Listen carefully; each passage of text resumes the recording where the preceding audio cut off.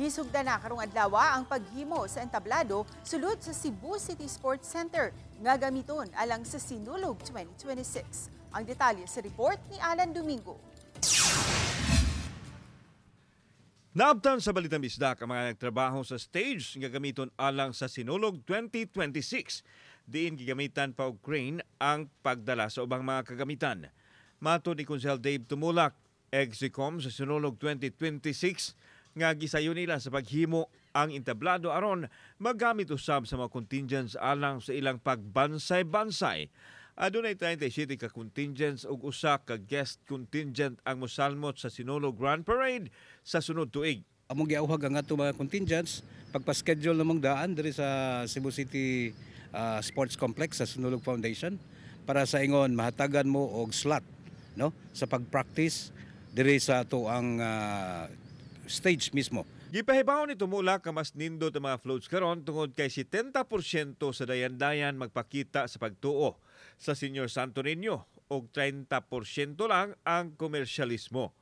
Mas mabuo usab ang ruta nga gian sa Grand Parade nga adunay 4.3 kilometers.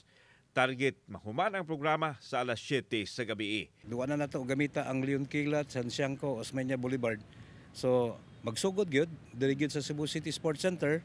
Padong dito sa Pidel Rosario, padong sa Lorega, left turn Mango Avenue, diretso na gina sa Fuente Osmeña, left turn na sad sa Osmeña Boulevard, balik diri sa Cebu City Sports Center.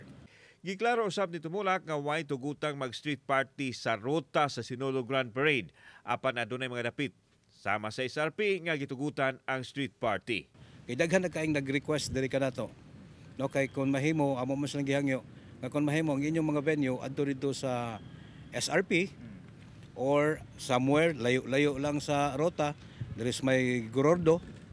Aduna usay imontar nga mga bleachers sa daplin sa mga karsada alang sa mamutan-aw sa street performance. Sa pagkakaroon, 60% ng andam ang dakbayan sa Sugbo alang sa Sinulog 2026. Kauban si Clover Lumayag, ako si Alan Domingo. Balitang Bisdak.